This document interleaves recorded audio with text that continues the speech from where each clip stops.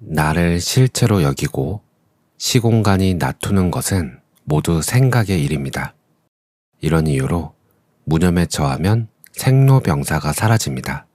일체가 생각의 일이며 그 바깥은 미지라는 사실을 깨치는 것이 바로 위 없는 깨달음의 핵심입니다. 안녕하세요. 써니즈 오디오 채널입니다. 여러분은 삶에 어떤 문제가 발생했다고 느껴지거나 목표를 이루기 위해 주로 시도하는 게 있으신가요?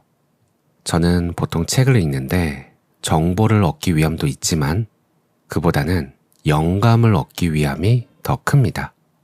기억력은 좋지 않아요. 학생 때부터 암기 과목 성적이 나빴어요. 한 번은 초등학교 때 교회에서 여름 성경학교를 갔었는데 성경의 한 구절을 외워야만 밥을 주는 게임이 있었습니다.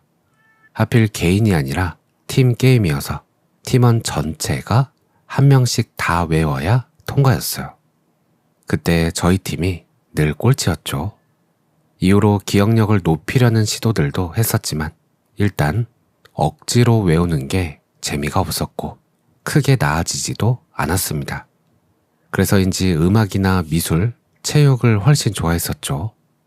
어쨌든 기억력이 나빠서 지금도 책을 읽으면 외울 수 있는 문장이 있거나 줄거리를 줄줄 막힘없이 이야기하지 못해요. 어떻게 보면 독서는 저에겐 효율이 엄청 떨어지는 일입니다. 그럼에도 불구하고 제가 책을 읽는 이유는 영감을 주기 때문이에요. 책에 쓰인 텍스트들이 의미하는 바를 제대로 이해하지 못하더라도 지금 읽고 있는 문장이 내면과 연결되어 확장되면서 수많은 아이디어들과 상상을 보게 되는데 그중 지금 마주한 상황과 딱 들어맞거나 생각하지 못했던 아이디어들을 채집하게 됩니다. 그렇게 떠오른 영감을 잡는 과정을 재밌어해요. 그런데 여기서 떠오른 이 영감을 현실로 옮기는 작업은 더 즐겁습니다. 즐겁다는 건 쉽다는 게 아니에요. 쉬운 건 지루합니다. 살짝 어려운 것이 재밌어요. 현재 벌어지고 있는 현실의 문제와 전혀 연관없어 보이는 책이 영감을 통해 연결되는 과정은 다른 사람 보기에는 끼워 맞추기나 비논리적인 것처럼 보이기도 하지만 영감이라는 것이 원래 주관적인 것이잖아요. 오늘은 이 방법을 통해서 현재 제가 마주하고 있는 현실적 문제를 풀어나가는 과정을 기록해 보려고 합니다. 지금 마주한 문제는 준비하고 있는 팟캐스트에서 어떤 주제로 대화를 나눠야 시청자분들께 도움도 되고 참여한 분들께도 도움이 되고 조회수도 잘 나올 수 있을까예요. 이 질문을 가슴에 품고 이와 전혀 관련 없는 듯한 책을 읽어볼게요. 시골 농부의 깨달음 수업, 자기 강화, 소공지음, 어의운하 출판. 위 없는 깨달음과 경지. 고타마는 위 없는 깨달음을 성취하였으며 사람들에게도 그 깨달음을 이루라고 하였습니다. 위 없는 깨달음이란 더 이상 알아야 할 것이 없는 최고의 진리를 의미합니다. 그렇다면 고타마는 우주의 모든 지적 존재들이 밝혀낸 진리들을 다 통달한 것일까요? 나사의 최근 연구 발표에 의하면 우리 은하에서만 생명체가 존재할 가능성이 있는 행성이 3억 개에 달한다고 합니다. 이런 비율을 전체 우주로 확장하여 적용한다면 지구인의 능력을 뛰어넘는 지적 존재의 가능성은 무궁무진합니다. 불교는 우주를 3개로 나누는데 욕계, 욕망의 제한, 색계, 형색의 제한, 무색계, 의식의 제한에 사는 모든 존재들의 진리를 고타마가 다 관통하였기에 그의 설법을 듣기 위해 지옥, 인간, 천신, 초월의식 등의 존재들이 한 걸음에 달려와 경청했던 것일까요? 그렇다면 고타마가 제시하는 위 없는 깨달음이란 욕망의 제한을 벗어나 심리적으로 자유롭고 형색의 제한을 벗어나 시공간에서 자유로우며 의식의 제한에서 벗어나 마음대로 창조하고 거두는 능력을 다 갖춘다는 것일까요? 그런데 고타마는 무아와 연기를 바탕으로 한 사성제와 팔정도 외에는 별다른 가르침을 보여준 것이 없습니다. 고타마에게는 음식을 먹지 않고 우주의 에너지로만 사는 방법이 없었으며 신체의 모든 차크라를 활성화하고 모든 기혈을 완벽하게 조율하여 신체 내의 독소, 세균, 바이러스에 대응하는 방법도 없었습니다. 그래서 고타마는 제자들을 끌고 다니며 걸식하였고 최후에는 장 질환으로 객사하였습니다. 정보와 능력을 발휘하는 경지의 관점에서는 고타마보다 훨씬 신비한 능력을 주장하고 뽐내던 사람들이 과거의 자료에 많이 등장하였으며 그런 주장을 하는 사람들이 지금도 적지 않습니다. 그뿐만 아니라 채널링을 통하여 엄청난 우주의 비밀을 인간에게 전수해주는 우주적 지능체들이 지금 활동한다고 합니다. 그에 반하여 고타마가 보여준 경지는 아주 일천한 수준일 뿐입니다. 당시 사회 기술적 수준이 낮아 이해를 못했기 때문이었다면 지금의 인류를 위하여 비전을 남겼어야 했을 것입니다. 고타마의 위없는 깨달음이라는 경지는 고타마의 착각이었을까요? 아니면 일부만 공개된 비밀스러운 가르침일까요? 각종 경지들을 위없는 깨달음에 비교하고 연관시키는 오류가 범람하고 있습니다. 이 문제의 해답은 고타마의 가르침인 무아와 연기에 담겨 있습니다. 여기에서 무아는 존재론적인 것이 아니라 인식론적인 것입니다. 고타마는 존재에 관해서는 대답하지 않았습니다. 무아가 인식론적인 관점이라는 것은 아무것도 없다는 것이 아니라 무엇인지 모른다는 것이며 미지라는 것입니다. 나를 실체로 여기고 시공간이 나투는 것은 모두 생각의 일입니다. 이런 이유로 무념에 처하면 생로병사가 사라집니다. 일체가 생각의 일이며 그 바깥은 미지라는 사실을 깨치는 것이 바로 위없는 깨달음의 핵심입니다. 이것은 디지털적인 전환이며 O와 X의 문제여서 경지나 수준이 붙을 수가 없습니다. 생각이 작동하여 시공간이 나투어야 욕계, 색계, 무색계가 존립할 수 있습니다. 그러므로 각종 경지는 생각의 일인 것이지 그 생각 너머의 무아와는 아무런 상관이 없는 것입니다.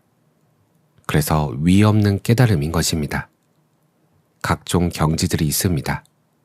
갈고 닦을 수 있고 외계에서 배울 수도 있으며 한 생각 또는 의지로 인류를 멸종시킬 수도 있습니다. 그렇다 할지라도 다 생각의 일입니다. 깨달음과 무관하게 성취할 수 있는 일들이며 깨달음을 얻은 깨달은 사람도 필요하다고 이끌리면 수행하여 성취할 수도 있는 일입니다. 그러나 모든 경지는 여전히 생각의 일임을 알아야 합니다. 여기까지. 생각이 사라지면 생로병사도 사라집니다. 나타나는 현상에 이름을 붙이고 해석하는 것이 생각이기 때문이죠.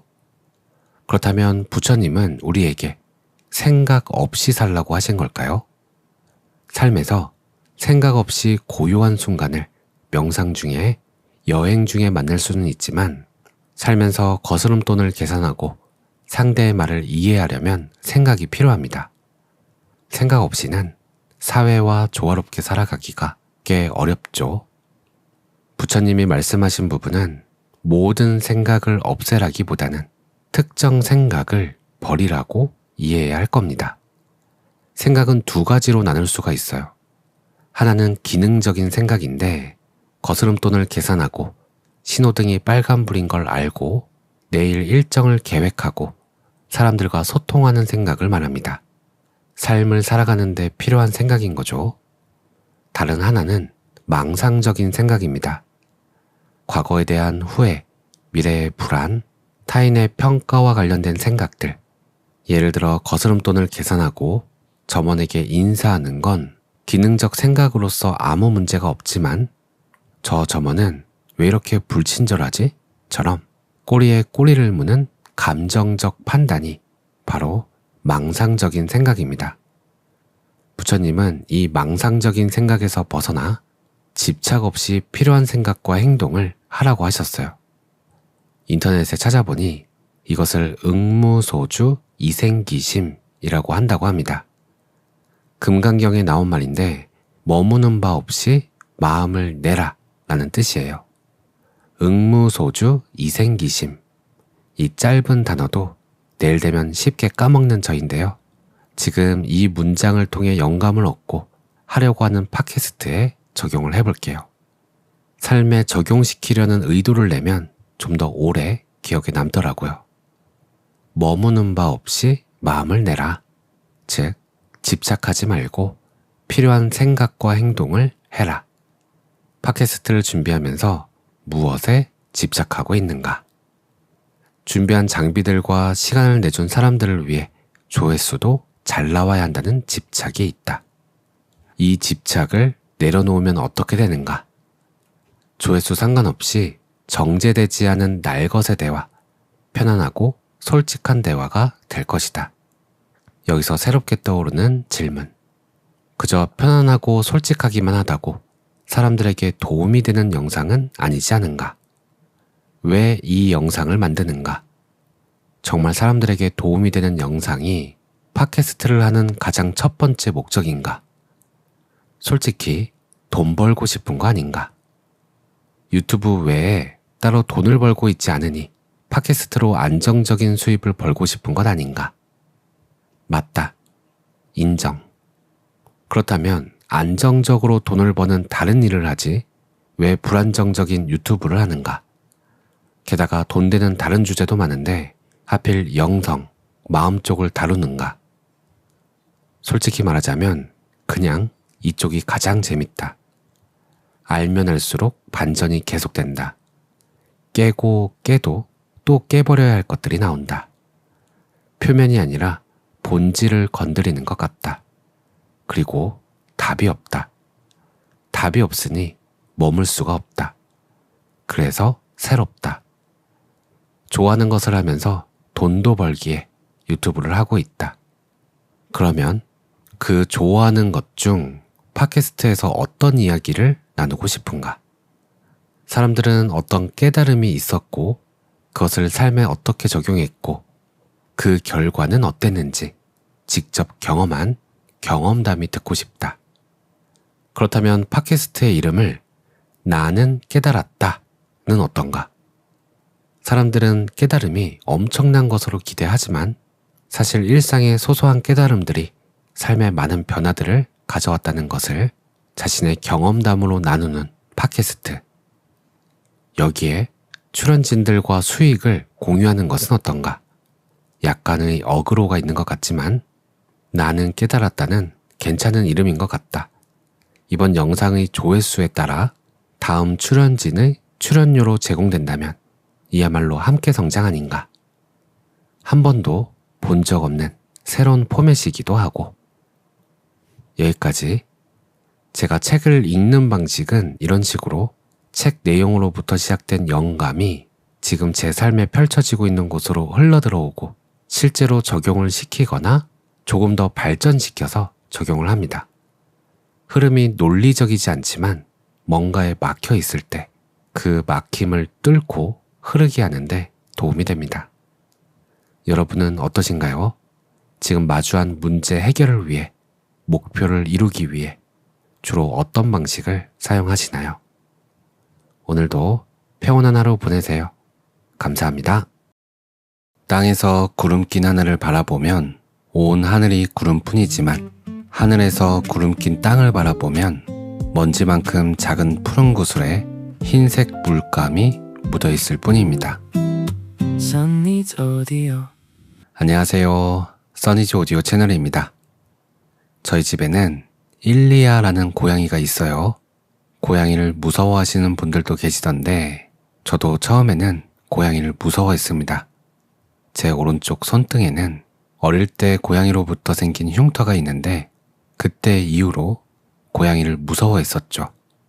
그러다 저희 짝꿍을 만나고 8년 연애 끝에 함께 살게 되면서 일리아를 만나게 됐어요. 고양이들도 인간처럼 성격이 다양한데 일리아는 겁쟁이 중에 겁쟁이에 낯을 엄청 가리는 성격이었습니다. 그래서인지 고양이를 무서워하던 저였지만 일리아는 무섭지가 않더라고요. 고양이 간식으로 꼬셔서 친해지려고 일주일은 노력했더니 그제서야 마음의 문을 조금씩 열기 시작했죠. 그리고 지금은 제가 누워있으면 배 위에 올라오기도 하고 아침에 명상을 시작하면 어떻게 알았는지 매번 저를 찾아와 반가부자한 다리 위에 올라와 자리를 잡고는 함께 명상을 합니다. 명상을 하고 있으면 일리아의 체온이 느껴져요. 잠깐 눈을 떠서 바라보면 제 다리 위가 불편하지도 않은지 고개를 제 무릎 쪽에 기대고는 눈을 감고 숨을 쉬고 있습니다. 주기적으로 꼬리를 살짝 흔들면서요. 저는 다시 눈을 감고 일리아의 체온과 부드러운 털을 느끼면서 호흡으로 의식을 가져옵니다. 그렇게 아침 명상을 잠깐 동안 하고 일리아에게 나 일어날 거라고 신호를 주면 일리아는 보통 야옹거리면서 더 있으라는 듯이 저를 쳐다보며 느리게 움직입니다. 그리고 제가 완전히 일어나면 제가 있던 자리에 몸을 비벼요. 한 번은 햇살 좋은 날에 거실 소파에 앉아 있는데 일리아가 다가와 제 다리 위에 올라온 거예요. 그날 너무 평온해서 그 상태로 바로 명상을 시작했어요. 그때 1분도 채 되지 않았는데 깊은 고요함 속으로 들어갔습니다. 아무 생각도 없고 그저 텅 빈 공간 속에 따뜻함만이 가득 차 있는 듯한 느낌. 아무 걱정도 의심도 문제도 없이 지금 이대로 온전히 만족된 상태. 혼자 명상할 때는 느껴보지 못한 충만함이 있었습니다. 이때 떠오른 것은 제가 맨 처음 인터뷰를 했을 때였어요. 법상 스님이라고 계신데 그분을 만나 뵙고 혼자 마음을 공부하고 있는데 제대로 가고 있는지 어떤 기준으로 해야 하느냐고 여쭤봤습니다. 그때 스님의 말씀은 만약 써니즈님이 스님이었다면 이렇게 말하지는 않겠지만 스님이 아니니까 이렇게 말해드릴게요. 마음이 편안한 방향으로 가는지 보세요. 이 말이 떠올랐어요. 일리아와 명상을 하면서 느꼈던 것은 제가 태어나 처음으로 느끼는 가장 편안한 마음 상태였습니다. 책을 보고 생각을 하고 선생님을 만나서 마음이 편안해질 때도 있었지만 그저 햇볕 아래 고양이랑 아무 걱정 없는 이 편안함 속에 내가 녹아내려버려 사라진 듯한 느낌. 이것은 만들어낸 것도 아니고 뭔가를 채운 것도 아니고 구름이 완전히 걷혀 청명한 하늘이었어요. 그렇게 잠시 동안 있었고 다시 눈을 뜨는 순간 손과 발과 일리아의 체온이 다시 느껴지고 해야 할 일들이 떠오르고 몸을 움직이기 시작했습니다. 청명했던 하늘에 깨끗한 조각구름들이 떠다니기 시작했어요. 깨끗한 하늘을 보면 구름이 껴도 두렵지가 않습니다. 그러다 하늘을 잊어버리고 다시 구름이 두렵고 불안해지더라고요.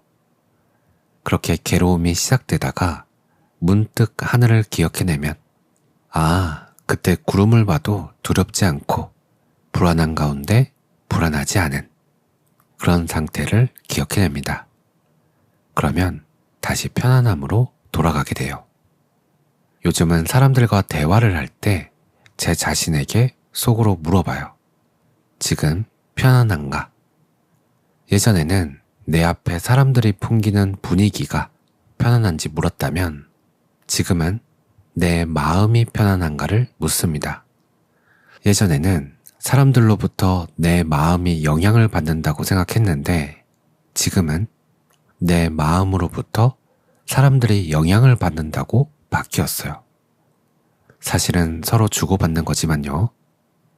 그래서 일어나는 모든 일들은 내가 어떻게 할 수 있는 일은 아니며 마음이 편안한가 불편한가에 따라 세상을 어떻게 느끼느냐가 바뀐다는 걸 알았습니다.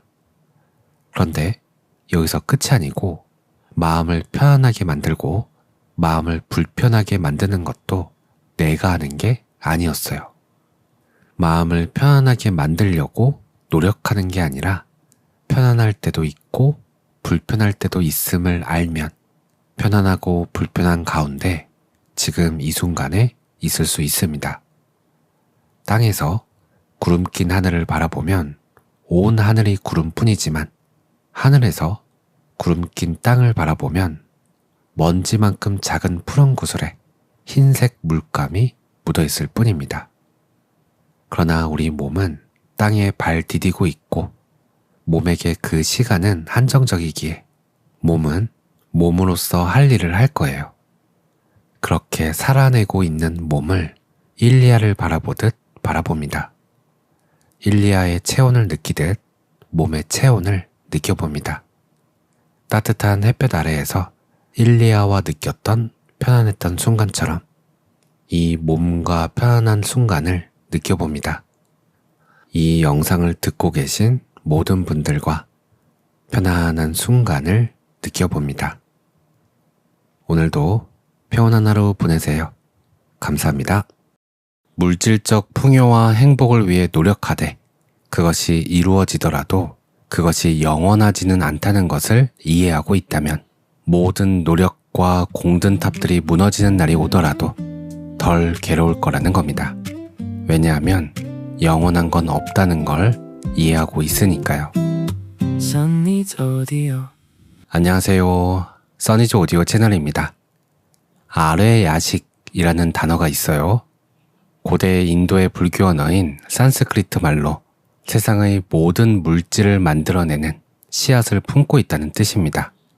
아레야라는 말은 저장소, 창고를 뜻하는데 우리가 살아가면서 하는 모든 행동, 말, 생각은 사라지지 않고 씨앗의 형태로 이 아레야식에 고스란히 저장된다는 거죠. 그래서 나의 모든 과거 정보가 저장된 거대한 블랙박스이기도 하고 미래의 나를 만들어내는 바탕이 되는 아주 깊은 마음을 뜻하기도 합니다. 이 아레야식에 저장된 씨앗은 그러니까 우리의 과거 경험들은 적절한 조건을 만나면 싹을 틔우기 시작하는데 그것이 바로 우리의 현재 성격, 환경, 인식, 그리고 눈앞에 펼쳐지는 세계를 만들어낸다는 거죠. 그런데 이 개념은 다른 학파나 전통으로부터 강력한 비판을 받게 됩니다.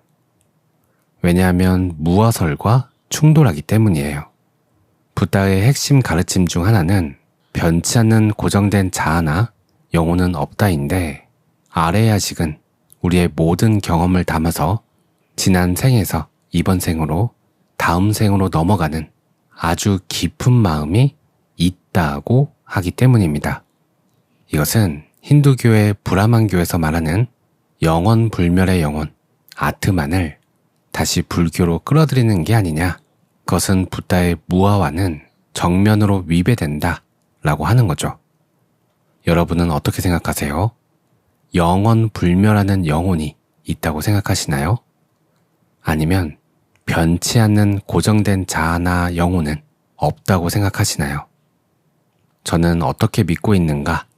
제 안을 들여다보니 우선 몸이라는 것과의 동일시로 일생이라는 것을 살아가고 있고 여기서 몸과의 동일시가 깨지면 반복해서 몸을 얻어 태어나는 듯 보이는 영혼과의 동일시로 살아가도록 진화한 다음 최종적으로는 변치 않는 고정된 자아나 영혼은 없다로 나아가는 것이 아닐까 생각합니다. 물질적 몸으로 살아가면서 비물질적 영혼을 알아차리고 몸도 영혼도 초월하는 단계로 확장되어 가는 거죠. 지금까지는 그렇게 생각하고 있습니다. 원효의 대승기신론이라는 책에서도 아뢰야식이라는 단어가 나오는데 이렇습니다. 마음이 나고 죽는 것은 열애장이 나고 죽는 마음을 먹어서 생기는 것이다. 말하자면 나지도 않고 죽지도 않는 마음이 나고 죽는 마음과 한데 어울려 같은 것도 아니고 다른 것도 아닌 것이 되는 것을 아래야식이라고 말한다. 소, 나지도 않고 죽지도 않는 마음이란 붓다가 될 씨앗인 열애장을 말합니다. 나지도 죽지도 않는 마음이 나고 죽는 것을 움직여서 서로 버리거나 떨어지지 않는 것을 한데 어울린다고 말했습니다. 마치 큰 바닷물이 바람 때문에 물결을 일으키는 것과 같다. 물과 바람의 모습은 서로 버리거나 떨어지지 않는다 라고 풀이한 것과 같습니다. 별기, 나지도 않고 죽지도 않는 마음과 나고 죽는 마음은 마치 움직이지 않는 물과 움직이는 물과 같습니다. 움직이지 않는 물은 바람이 불면 움직이는 물이 됩니다. 움직이는 것과 고요한 것이 비록 다르긴 하지만 둘 다 같은 물입니다. 이 고요한 물이 움직이는 물을 만들어낸다는 뜻입니다. 책에서는 이렇게 설명하고 있어요. 이것은 우리 삶에 어떻게 적용할 수 있을까요? 저는 이렇게 해석해 볼게요. 대학생 때 저는 공모전을 많이 했어요. 공모전을 시작하면 거의 한 달 동안 잘 씻지도 않고 놀지도 않고 제안서를 만드는데 집중합니다. 보통 마케팅 제안서를 만드는데 공모전 주제인 제품에 대해서 분석하고 이 제품이 어떤 소비자에게 사랑받을지 소비자 분석을 하고 어떤 컨셉으로 이 제품을 소비자에게 어필할지 아이디어를 냅니다. 그리고 이 컨셉으로 어떻게 홍보를 진행할지 기획해요. 스님들이 화두를 가지고 참선을 하듯 어떤 컨셉을 잡아야 할지가 저에게는 화두였던 거죠. 그렇게 밥을 먹고 화장실을 가고 대화를 나누고 거리를 걷는 모든 순간에 오직 이 컨셉만 생각합니다. 그러다 보면 어느 순간 불쑥 컨셉 아이디어가 떠올라요. 이거다 하는 뭔가가 떠오르면 그 컨셉을 바탕으로 제안서가 작성되는 거죠. 그렇게 공모전 마감 시간 10분 정도를 남겨두고 제안서를 보내면 한 달간의 긴 여정이 끝납니다. 그러면 긴장이 풀리면서 드디어 끝났다 라는 해방감이 들어요. 몸이 이완되고 편안하고 너그러워지고 공모전 하면서 싸우고 다퉜던 일들은 전부 추억 속에 술안주로 바뀝니다. 공모전 주제였던 제품은 다시 보고 싶지 않아요. 그만큼 너무 많이 봤으니까요. 그렇게 며칠이 지납니다. 그러면 또다시 어디 할 만한 공모전 없을까 기웃거리다가 찾아내요. 그리고 다시 한 달간의 공모전 여정에 들어갑니다. 공모전이 끝난 시점의 잠시 동안 마음은 고요하고 너그럽고 편안하지만 다시 새로운 공모전을 찾아 긴장되고 집중되고 요동치는 마음으로 변합니다. 그리고 공모전이 끝나면 마음은 다시 고요해지죠. 고요한 마음과 요동치는 마음, 두 가지 마음이 있는 것이 아닙니다. 똑같은 하나의 마음이 모습만 달리하는 거죠.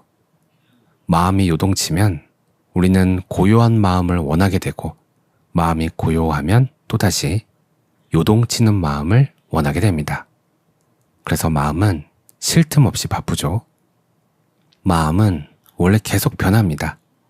고정되어 있지 않아요. 이것을 우리가 정확하게 인지한다면 마음에서 일어나는 일 때문에 스트레스 받고 괴로워하는 일이 줄어들 겁니다. 왜냐하면 마음은 원래 그런 것임을 알기에 집착하지 않게 되기 때문이죠. 하지만 원하는 마음 상태를 만들기 위해 집착을 하기 시작하면 원하는 마음 상태로 고정시킬 수가 없기 때문에 결국 괴로워질 수밖에 없습니다. 그렇다면 이런 생각이 들어요. 고요하고 풍요롭고 감사한 마음 상태를 유지시켜야 하는 것 아닌가? 그러면 좋은 일이 일어나고 물질적 풍요와 행복이 끌어당겨지는 것 아닌가? 제 생각은 이렇습니다. 물론 그렇게 될 거예요. 그러나 그것이 영원하지는 않다는 겁니다. 물질적 풍요와 행복을 위해 노력하되 그것이 이루어지더라도 그것이 영원하지는 않다는 것을 이해하고 있다면 모든 노력과 공든탑들이 무너지는 날이 오더라도 덜 괴로울 거라는 겁니다.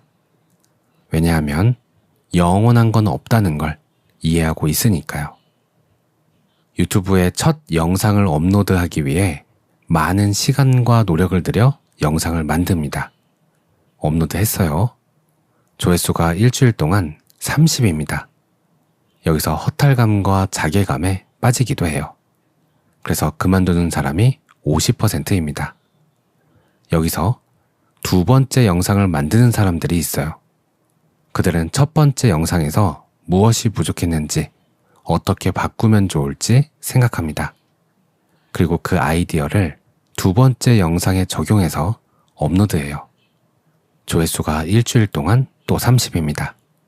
여기서 또 50%가 그만둡니다.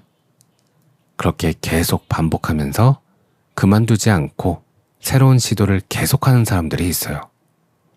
그들은 표면적으로는 조회수가 목표이지만 사실은 유튜브에 대하여 조금씩 새롭게 알게 되는 것들, 영상을 기획하고 만드는 스킬이 성장하는 것 자체가 즐거운 사람일 가능성이 높아요. 집착할 때 즐거움보다 괴로움이 더 크지만 그들은 괴로움보다 즐거움을 더 느낍니다. 왜냐하면 고정된 목표보다 계속 변화하는 과정을 즐기기 때문이죠. 성공할 거라는 막연한 기대감보다 지금 할 수 있는 즐거운 것에 집중하는 듯 보입니다. 다른 분야에서도 마찬가지의 패턴이 보이는 듯해요. 마음이 요동치는 순간이 오면 그곳에서 새로운 기회를 발견합니다. 마음이 고요한 순간이 오면 그곳에서 비움과 에너지를 얻습니다. 변하지 않는 절대 원리를 찾기보다 상황에 맞게 원리를 변형해 실제로 적용하는 경험을 합니다. 즉, 고유한 상태든 거친 파도 같은 상태든 주어진 환경을 빠르게 인정하고 받아들이는 거죠. 저도 아직 완벽하게 실행하지는 못하지만 조금씩 받아들일 수 있는 것들이 늘어나고 있고 더 많은 것들을 사랑하게 되었음을 느낍니다. 괴로움이 줄어들고 있음을 느낍니다. 삶이 편안해지고 있음을 느낍니다. 오늘 내용은 여기까지고요. 오늘도 평온한 하루 보내세요. 감사합니다.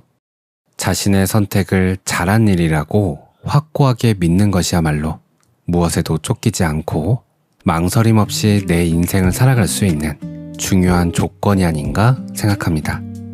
스스로 생각하고 선택하면 후회를 덜하게 됩니다.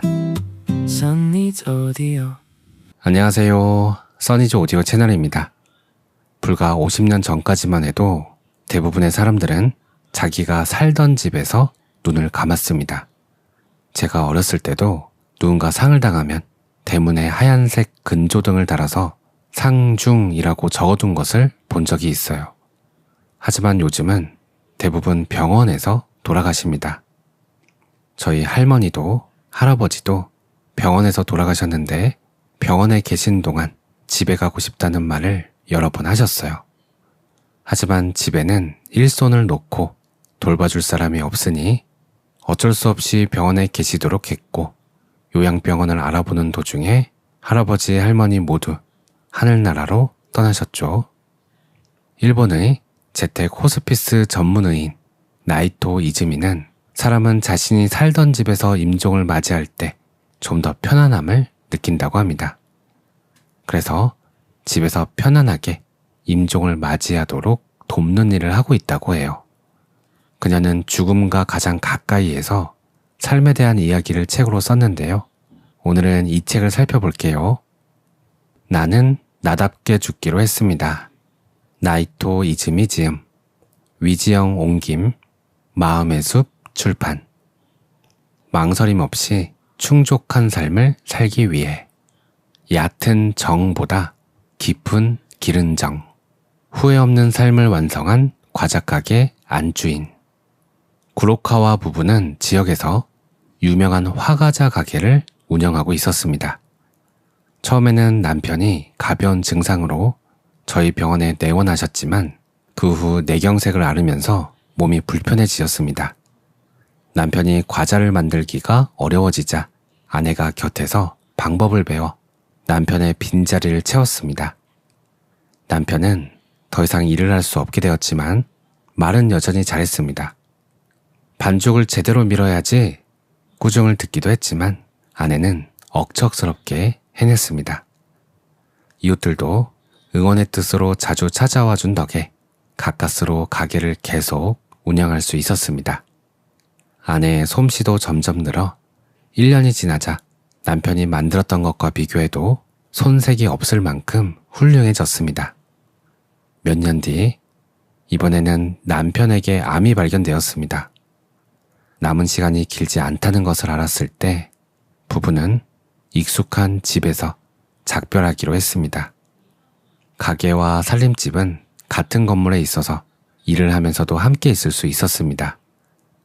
남편의 숨소리가 거칠어져도 아내는 상태를 살피며 주문받은 과자를 계속 만들었습니다. 제가 침실에서 남편을 진료하고 있으면 문 하나를 사이로 아내의 조용하고 단단한 마음이 전해지는 듯 했습니다. 부인 솜씨가 많이 늘었네요. 계속 집에 계실 수 있어서 다행입니다. 남편의 귀에 대고 말하자 눈을 살짝 깜빡이다가 눈물을 글썽이었습니다. 이튿날 새벽 그는 세상을 떠났습니다. 아내는 마지막까지 헌신적으로 남편의 임종을 지켰습니다. 정말 잘 해내셨어요. 이제 좀 쉬시는 게 좋겠어요. 그래요. 일도 간병도 열심히 했어요. 이제 남편도 불평하지 않겠죠? 하지만 슬픔이 채 가시기도 전에 아내마저 암에 걸리고 말았습니다. 큰 병원에서 치료를 받으며 가끔 제게도 들르곤 했는데 올 때마다 안색이 점점 나빠졌습니다. 치료를 그만둘 때가 오면 꼭 저와 상의하세요. 여러 번 그렇게 말씀드렸지만 완화 치료로 전환하는 것이 좋겠다고 느껴지는 단계를 지나서도 치료는 계속되고 있었습니다. 우리 병원 간호사들과 구로카와 씨가 입원했다는데 상태가 심각하대 라는 이야기를 하고 있는데 그녀가 입원한 병원에서 전화가 왔습니다. 이미 의식이 혼미해질 정도로 위독한 상태인데 계속 집에 가고 싶다고 하세요. 선생님께 진찰받기로 약속했다면서요. 오래전에 했던 약속입니다. 거절할 수 없었습니다. 알겠습니다. 어떤 상태든 제가 맡겠습니다. 구급차 안에서 숨을 거두시면 어쩌죠? 제가 책임지겠습니다. 어찌되었든 보내주세요. 집에 도착하니 다행히 환자와 아직 간신히 말을 주고받을 수 있었습니다. 잘 돌아오셨어요. 이제 제가 진료하겠습니다. 고맙습니다. 위독하다는 소식을 듣고 두 아들도 와 있었습니다. 그녀가 건강할 때 들려줬던 이야기에 따르면 두 아들은 남편과 일찍 사별한 전처 사이에서 태어난 아이들이었습니다. 그녀는 어린 두 아이를 만났을 때 결심했습니다. 내 아이를 낳으면 분명 편애하게 될 거야. 그러니 아이를 낳지 않고 이 아이들에게 사랑을 쏟겠어. 저는 두 아들과 그때 처음 만났습니다. 첫째는 남편을 빼닮았지만 둘째는 닮지 않았습니다. 둘째는 어머니를 보자마자 엄마 가지마 하며 매달렸습니다. 증상이 안정되어 다들 옆방에서 잠시 쉬는 동안에도 혼자 어머니 손을 잡고 오열하고 있었습니다. 그러다 어느 순간 문득 울음을 멈추더니 자세를 고쳐 앉았습니다. 방 안의 공기가 맑게 가라앉은 듯 고요해졌습니다. 아들은 맑은 눈으로 어머니에게 말했습니다. 엄마, 지금까지 고마웠어.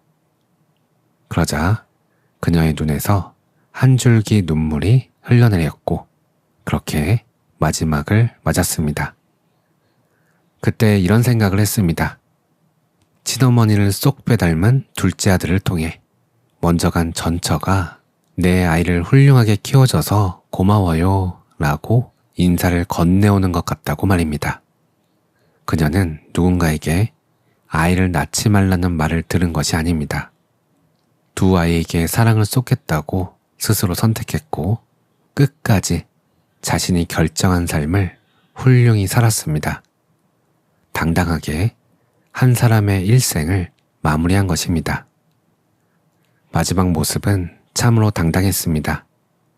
같은 여성이자 어머니로서 진심으로 존경합니다.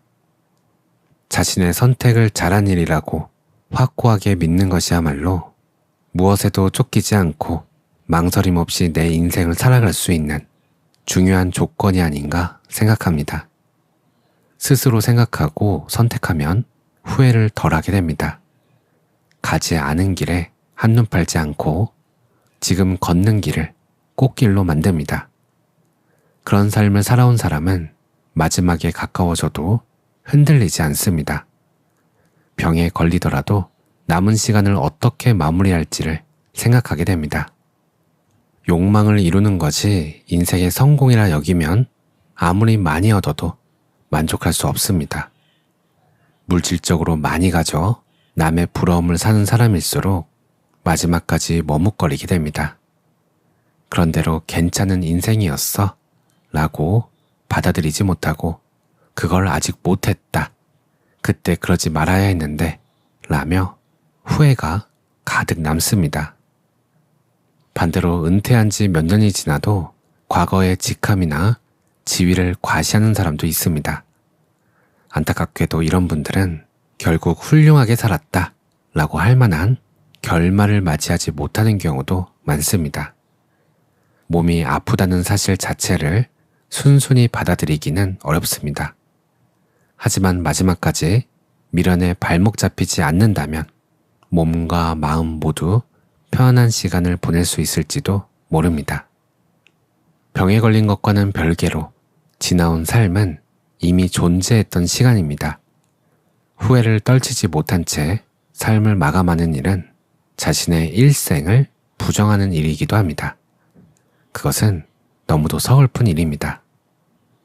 오늘 내용은 여기까지입니다. 오늘 이야기는 죽음이란 무엇일까 또는 죽음을 초월하는 방법 같은 게 아닌 죽음을 받아들이는 태도와 관련된 내용인 것 같죠? 수많은 죽음을 목격하고 집에서 편안하게 임종을 맞이하도록 돕는 직업, 재택 호스피스. 그녀는 죽음 직전 마주하게 될 남아있는 삶에 대하여 그리고 남아있는 사람들에 대한 삶에 대하여 따뜻한 시선으로 응원하듯 글을 쓴 듯합니다.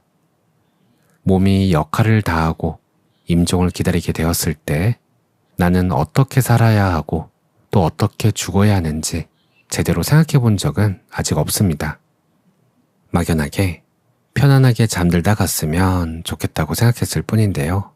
생각해보니 자식도 없는 제가 마지막에 혼자 남아 육신을 떠나면 식어버린 육신 때문에 누군가는 고생을 할 텐데 잘 죽는 방법에 대해서도 고민을 해봐야겠다는 생각이 듭니다. 이렇게 죽음에 대해 생각하면 다시 삶에 대해 생각하게 되는데요. 남아있는 삶이 참 감사한 보너스라고 느껴집니다. 오늘 한 번 더 영상을 만들 수 있어서 감사하고 한 번 더 숟가락에 쌀밥을 가득 퍼서 입으로 넣을 수 있음에 감사하고 더워지는 날씨에 땀이 송글송글 맺힘에 감사하게 됩니다. 이렇게 감사함을 느낄 수 있음에 감사하고 오늘도 시청해 주셔서 감사하다며 녹음할 수 있음에 감사함을 느낍니다. 살아 숨쉬고 있는 지금 이 순간에 감사합니다. 오늘도 평온한 하루 보내세요. 감사합니다. 나는 별게 아니다. 나의 시도 별게 아니다. 하지만 나도 용감하게 사랑할 수가 있다. 안녕하세요. 써니즈 오디오 채널입니다. 얼마 전 선배로부터 시집을 선물 받았어요. 시집을 제대로 읽어본 적이 없어서 살짝 걱정하면서 책을 펼쳤는데 읽기 시작한 지 1분도 채 안 되어서 글이 참 아름답다는 생각이 들었습니다. 이런 게 시구나 라는 생각을 하고 책을 다시 살펴보니 산문이라고 적혀 있네요. 산문이라서 읽기가 편했나 봅니다. 산문집을 어떻게 소개해야 할지 모르겠지만 제가 느꼈던 것들을 꺼내어서 글로, 말로 표현해 볼게요. 책 제목은 너무 보고플 땐 눈이 온다. 고명재 산문, 난다 출판입니다. 검버섯이라는 제목의 산문은 세상을 바라보는 제 눈을 맑게 씻어주는 느낌이 들게 했어요. 나이가 들면서 우리 얼굴에는 검버섯이 올라오기 시작합니다. 그런데 이때 우리는 검버섯이 피었다고 해요. 검버섯을 꽃이라고 보는 겁니다. 이 검버섯 꽃은 왜 피는 걸까요? 의학적인 이유가 있겠지만 작가는 이렇게 해석합니다. 나이가 들수록 눈물이 많아진다고 하는데 그동안 우리가 흘린 눈물이 얼마나 많겠어요. 그렇게 얼굴에 찬 습기, 어두움, 그런 걸 다 먹고 검버섯이 피어난다는 거예요. 나이가 들어 힘이 없어 보이지만 그래도 뭔가를 피어낼 힘이 우리에겐 남아있던 거예요. 모두가 아시겠지만 아이든 반려동물이든 식물이든 뭔가를 길러낸다는 것, 그것은 정말 굉장한 힘입니다. 작가님은 검버섯을 이런 시선으로 보고 있었어요. 일반적으로 검버섯이 피면 세월을 한탄하는 모습을 봐온 저로서는 검버섯을 그저 부정적으로만 바라봤는데 그 안에 깃든 생명력을 볼 수 있다는 게 놀라웠습니다. 지금 제 안에 검버섯처럼 부정적으로 인식하고 있는 것이 있는지 마음을 관찰해 봤어요. 그랬더니 볼록 튀어나온 뱃살이 보입니다. 부정적으로 바라보던 뱃살을 다른 시선으로 바라볼 수 있을까요? 저는 이렇게 짧은 산문을 써봅니다. 제목, 뱃살. 게으른 사람들이 살이 찐다고 하잖니? 세상에 게으르고 싶은 사람이 얼마나 많겠어. 게으르고 싶어도 게을러선 안 된다는 강박에, 살찌면 놀림받을 거라는 두려움에, 건강에 안 좋다는 불안감에 게을러지는 법을 잊어버린 거야. 뱃살에 팔을 걸친다는 게 어떤 느낌인지, 고양이가 내 뱃살 위에서 왜 갸르릉거리는지 부지런한 사람은 절대 모를 거야. 또 다른 산문에는 이런 문장이 나와요. 나는 별게 아니다. 나의 시도 별게 아니다. 하지만 나도 용감하게 사랑할 수가 있다. 작가는 어느 날 꿈을 꿉니다. 어떤 지저분한 남자가 찾아와 검은색 닭에게 돈을 걸라고 해요. 무조건 그 닭이 투개해서 이긴다고 합니다. 작가는 닭이 싸우는 게 싫지만 이 남자로부터 빨리 떨어지고 싶어서 검은색 닭에게 돈을 걸어요. 그리고 그 검은 닭이 이겨서 엄청난 돈을 따게 됩니다. 꿈에서 깨어나 어머니에게 꿈을 말하니까 어머니는 어머나, 네가 그 검은 닭이잖니? 어서 절에 가서 5만 원이라도 넣고 와 라고 해요. 며칠 후 작가는 신춘문예에 당선됐다는 전화를 받게 됩니다. 작가는 자신이 지독하게 재능이 없는 사람이었고 늘 자신의 시를 아무도 보지 않을 거라고 생각했다고 해요. 그러다가 그렇게 되더라도 괜찮다고 대답을 할 수 있게 되었는데 이상하게도 그때부터 시에 대한 사랑이 폭발하기 시작했다고 합니다. 이렇게 말해요. 그게 어떤 차이를 지닌 건진 알 수 없지만 나라는 걸 버리고 나니 모든 게 시원해졌다. 작가의 말을 제가 온전히 이해할 수는 없겠지만 나를 내려놓음으로써 꽉 막히고 보이지 않던 길이 뚫리는 경험을 한 사람들이 꽤 많습니다. 상처받지 않는 영혼의 저자 마이클 싱어는 자아를 내려놓는 것을 실험했죠. 그는 좋아한다, 싫어한다라는 개인적인 자아의 선호를 완전히 내려놓고 삶이 눈앞에 가져다주는 상황에 무조건 예스라고 대답하며 순응하기로 결심을 합니다. 그러자 예상치 못한 사람과 사건들을 겪게 되고 명상만 하던 운둔자였던 그는 어느새 건축회사 사장이 되고 의료관리 소프트웨어를 개발한 CEO가 되었죠. 자아의 한계를 벗어나자 자신이 계획한 것보다 훨씬 더 거대한 흐름을 타게 됩니다. 세계적인 테니스 선수 중에 안드레 아가시라는 사람이 있어요. 그는 화려한 패션과 바나나 이미지와 함께 테니스 세계 랭킹 1위에 올랐지만 20대 초반부터 머리가 벗겨지기 시작하면서 자신의 스타성을 잃어버릴까봐 두려워 가발을 쓰고 경기에 임하게 됩니다. 극심한 스트레스 속에서 세계 랭킹은 140위권 밖으로 추락해버렸죠. 그러다가 아내의 권유로 가발을 벗어던지고 완전히 삭발을 해버립니다. 남들에게 보여지는 나에 대한 집착을 끝내버렸죠. 또한 나의 명성을 위해 이겨야 한다는 에고의 집착도 버렸습니다. 대신 자선학교를 세워 아이들을 돕겠다는 타인을 위한 목적으로 테니스 라켓을 다시 잡게 되었어요. 이제 더 이상 숨길 것이 없어지자 테니스 코트 위에서 완전한 자유를 느꼈다고 합니다. 그는 기적처럼 다시 세계 랭킹 1위에 복귀했고 테니스 역사상 가장 위대한 선수 중 한 명으로 명예롭게 은퇴했어요. 엘리자베스 길버트라는 작가도 비슷합니다. 그는 책 먹고 기도하고 사랑하라로 전 세계적인 메가히트를 기록했어요. 그리고 다음 작품은 더 완벽해야 한다는 극심한 부담감과 사람들의 기대치에 짓눌려 글을 한 줄도 쓰지 못하게 되었습니다. 그렇게 아무것도 하지 못하다가 그녀는 내 안에 천재성이 있다는 오만함을 내려놓게 됩니다. 영감이나 창조성은 내 소유가 아니라 잠시 나를 찾아왔다 떠나는 손님일 뿐이라고 프레임을 바꿔버렸습니다. 결과가 망하든 말든 그것은 내 통제 밖의 일이라 여기고 책임을 분리시켜버린 거죠. 그러자 실패에 대한 두려움과 완벽주의에서 완전히 해방됩니다. 부담 없이 글쓰기 자체의 즐거움으로 돌아갔고 그녀는 이후에도 훌륭한 소설들을 발표했습니다.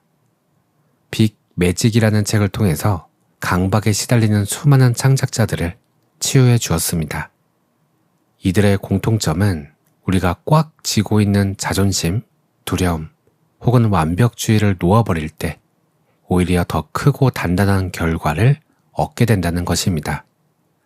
그런데 보통 처음부터 놓아버리는 것이 아니라 무겁고 힘들고 두렵고 지쳐버릴 만큼 괴로운 상태에 처한 이후 더 이상 할 수 있는 일이 없다고 판단될 때 그때 나를 놓아버리게 되는 사례가 많습니다. 그리고 나에게서 자유로워지면서 성과도 더 좋아지는 경향이 있죠. 그렇다면 우리는 너무나도 지쳐버리기 전에 나라는 걸 놓아버리는 게 나을까요? 아니면 자연스럽게 지쳐버리면 그때 가서 나라는 걸 놓아버리는 게 나을까요? 무엇이 더 낫냐? 라고 할 수는 없지만 이미 집착하고 있구나 알아차리고 놓아버릴 수 있는 이해가 있는 것들은 그렇게 하면 되고 몰라서 집착하다가 괴롭고 힘이 빠져 그제서야 알아차리게 되면 그때 놓아버리면 되겠지요. 빨리 알아차려도 감사하고 늦게 알아차려도 감사할 수 있습니다. 그리고 정말로 그런가 직접 경험을 해보면 10%, 50%, 90% 놓아버린다고 해도 별다른 변화가 없다는 걸 알게 됩니다. 100% 놓아버리고 받아들였을 때 완전히 새로운 의식의 차원으로 들어서게 되는 듯해요. 괴로움이 있다는 것은 뭔가 붙잡고 있는 것이 있다는 것이고 그 붙잡고 있던 것을 100% 내려놓으면 괴로움은 사라집니다. 그러나 억지로 내려놓으려 하지 마세요. 내려놓음이 또 다른 집착이 되어 새로운 괴로움을 얻게 될 수 있습니다. 그러니 자연스럽게 편안하게 삶을 사랑의 눈으로 바라보는 것이 도움이 되는 듯 합니다. 오늘은 여기까지고요. 오늘도 평온한 하루 보내세요. 감사합니다. 결국 당신은 잠에서 깨어난다. 누군가를 사랑하거나 당신을 사랑하는 누군가를 가지기를 원하는 게 아니라 그저 늘 사랑을 느끼기를 원한다. 써니즈 오디오.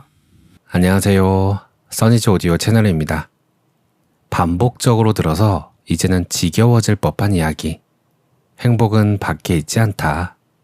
내면의 장애물을 놓아보내고 진정한 평안을 얻어라. 어떠신가요? 이런 문장들을 알고 계시고 실제로 현실에 적용해 보셨을까요? 그 결과는 어떠셨나요? 저는 이 문장들이 맞다고 생각하지만 그렇다고 열정적으로 내면의 장애물을 놓아버리려고 노력하지는 않는 것 같아요. 그러다 보니 가끔 완전히 잊어버리고 문득 떠올리고는 깜짝 놀라기도 합니다. 오늘은 다시 한번 떠올리기용으로 마이클 싱어의 책 살펴볼게요.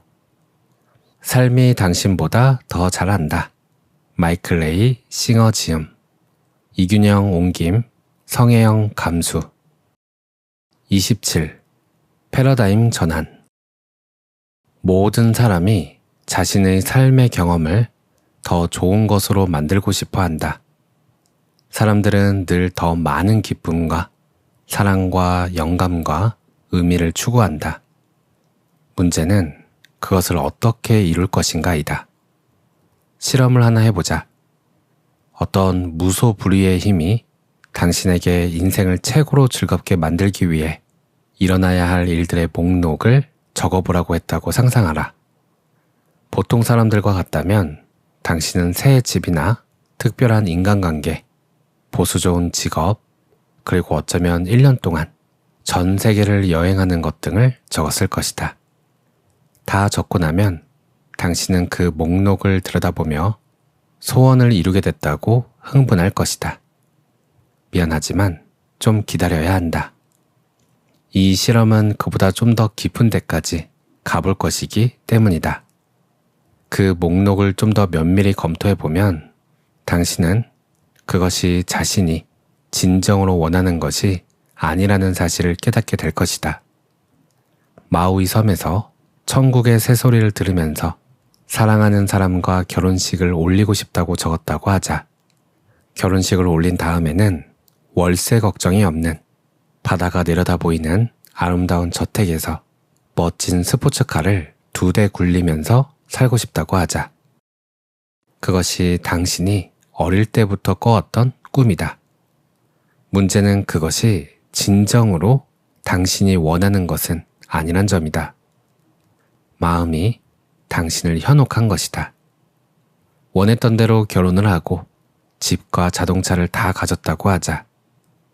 그런데 새 신부가 완전히 꽝인 것이 드러난다.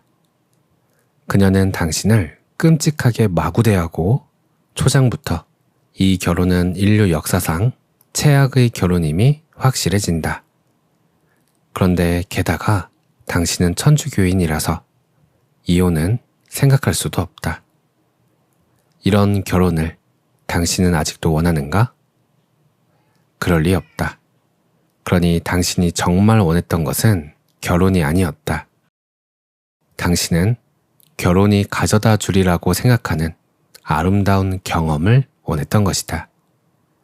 그런데 당신은 왜 정작 그것을 목록에 적지 않았는가? 새로운 직업, 은행 계좌의 수백만 달러, 그리고 다른 사람들의 존경에 대해서도 이것은 마찬가지다. 좋다. 당신은 그걸 다 가질 수 있다. 하지만 그것이 너무나 많은 스트레스와 걱정거리를 안겨다줘서 당신을 비참해지게 만든다면 어떻겠는가? 이전의 직업으로 돌아가고 싶을 것이다. 사실 당신은 그런 직업과 돈과 인정을 원했던 게 아니라 그것이 당신에게 가져다 주리라고 생각한 것을 원했다. 당신은 안도와 기쁨과 총체적인 행복감을 원했던 것이다. 생전 경험해 본 적 없는 최고의 사랑과 아름다움과 영감으로 가득 찬 지속적인 내면의 상태는 어떤가? 이것은 왜 목록에 적지 않았는가? 당신이 한 짓은 당신을 행복하게 해주리라 여겨지는 게 과연 무엇인지를 판단할 권한을 과거의 가장 강력했던 경험의 손에 내맡겨버린 것이다. 그러나 그 방법은 먹히지 않는다. 당신이 목록에 적은 것을 이미 가지고 있는 사람들도 많지만 그들도 늘 행복한 것만은 아니다. 당신이 여태껏 경험한 것 중에서 잠시라도 총체적인 만족을 가져다 준 것은 없었다. 당신은 언제나 그보다 더 많은 것을 요구했다. 평생 동안 당신은 이렇게 말했다. 이것만 가지면 좋을 거야. 그리고 내가 싫어하는 저것만 없으면 괜찮아질 거야. 평생 동안 당신은 이런 목록을 가지고 있었다. 그것이 먹히지 않는다는 것을 당신은 언제 깨달으려 하는가? 당신이 평생 동안 매 순간 어떤 짓을 해왔고 아직도 그 짓을 하고 있다면 그 방법이 먹히지 않는다는 사실은 명백하다. 왜 곧장 그 뿌리로 달려들어 이렇게 말하지 않는가? 내가 원하는 건 사랑과 기쁨을 느끼는 것이다. 내가 원하는 것은 날마다 매 순간 이전에 느껴본 적 없는 가장 높고 완벽한 행복감을 느끼며 내가 하는 모든 일에서 영감을 받는 것이다.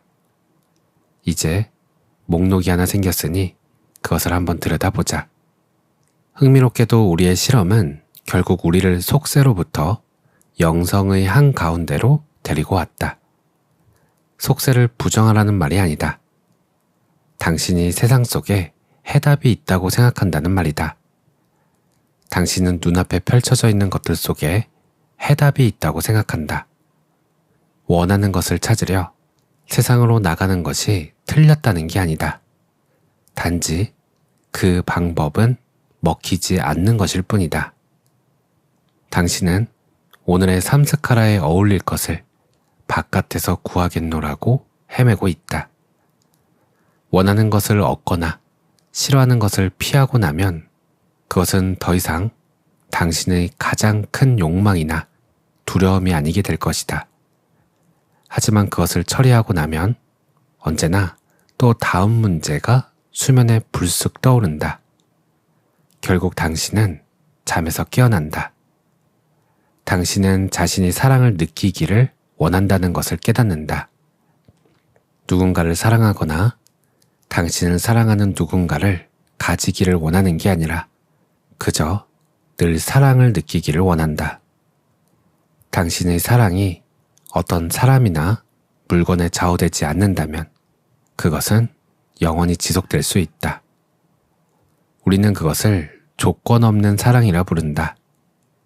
위대한 요가 스승 메어 바바는 사랑이란 내면에서 절로 솟아나야만 하는 것이라고 가르쳤다. 그것은 강요할 수 없고 무엇에도 좌우될 수 없다. 그것이 순수한 사랑이라는 것이다. 그것 말고는 당신의 저장된 패턴에 어쩌다 어울리는 일시적인 상황밖에는 없다. 하지만 유감스럽게도 그것은 오래가지 않는다. 당신은 그 안에 무수한 삼스카라를 간직하고 있다. 게다가 누군가를 사귀게 되면 상대방도 당신의 것과는 다른 자기만의 삼스카라를 수북이 가지고 당신에게 온다. 사람 사이의 관계가 이토록 복잡한 이유는 바로 이 때문이다. 각자의 삼스카라가 저마다 다를 뿐만 아니라 쌍방은 그 위에 더 쌓아 올릴 서로 다른 경험을 날마다 겪는다. 당신의 파트너에게 직장 상사가 야단을 쳤다면 퇴근길의 표정이 칭찬받은 날과는 달라져 있을 것이다. 당신도 물론 당신만의 일상을 보내고 왔다. 당신의 사랑의 느낌이 퇴근하는 파트너의 기분에 좌우된다면 당신은 문제가 있고 상대방 또한 그럴 것이다. 당신의 삼스카라를 처리하기도 힘든데 이제 당신은 상대방의 것까지도 처리해야 한다. 겁내지는 말라. 의미 있는 관계를 가질 가망이 없다는 말은 아니니까. 아름다운 관계가 존재하고 그것은 변함없이 지속된다. 사실 그것은 가면 갈수록 더 아름다워질 수 있다. 하지만 그것은 삼스카라의 인간관계가 아니다. 그 관계는 당신의 내부 패턴에 들어맞는 외부 세계에서 비롯되는 것이 아니다. 그것은 조건 없는 사랑에서 비롯된다. 당신의 내면에 항상 사랑이 자유롭게 흐르기 시작하면 당신은 즐거이 그것을 상대방과 나누게 될 것이다. 그런 사랑은 필요나 기대에서 비롯하지 않는다. 그것은 조건 없이 자신을 표현하고자 하는 순수한 사랑에서 비롯된다. 어떻게 하면 그처럼 조건 없는 사랑과 행복의 상태에 이를 수 있을까? 세상을 당신의 장애물에 들어맞게 만들려고 애쓰지 말고 장애물을 놓아보내는 수행을 하라. 그것이야말로 진정 패러다임의 전환이다. 삼스카라가 없으면 아무것도 내면의 에너지 흐름을 가로막지 않는다. 당신은 언제나 사랑과 기쁨과 영감을 누릴 것이다.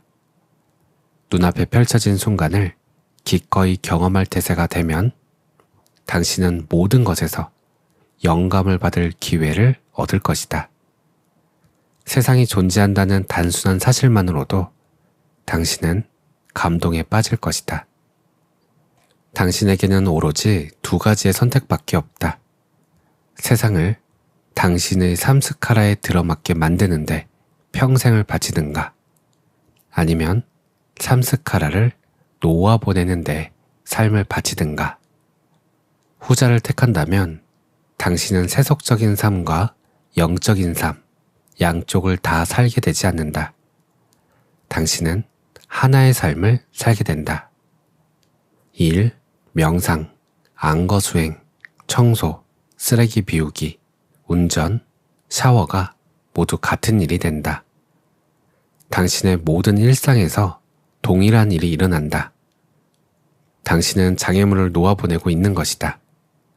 일터에서 하든, 아이들을 데리고 축구장으로 운전해 가면서 하든, 장을 보면서 하든, 아니면 무엇을 하면서 하든 간에 그것은 똑같이 이롭다.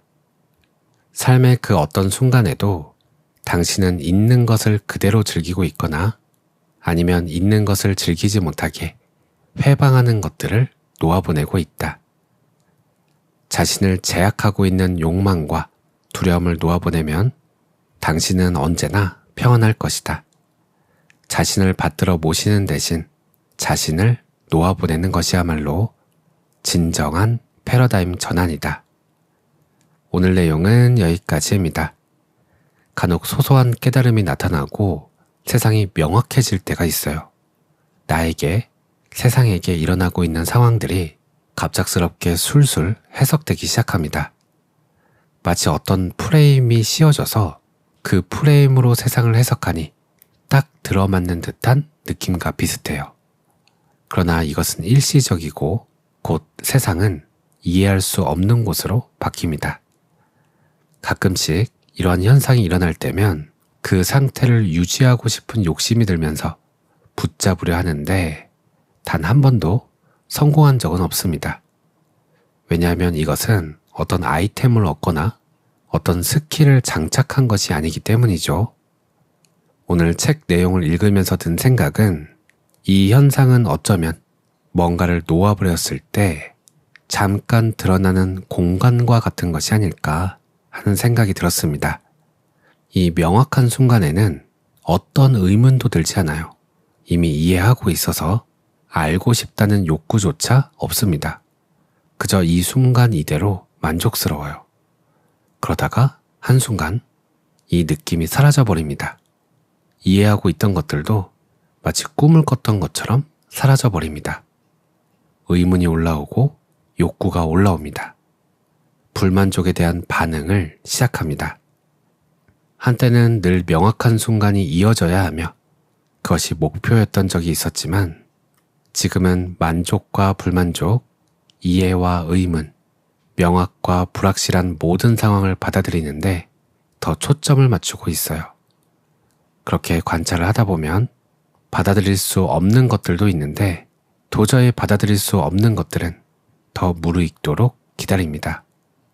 기다리다 보면 받아들여지는 때가 오더라고요. 억지로 받아들이려 하지 않더라도 말이죠. 오늘도 평온한 하루 보내세요. 감사합니다.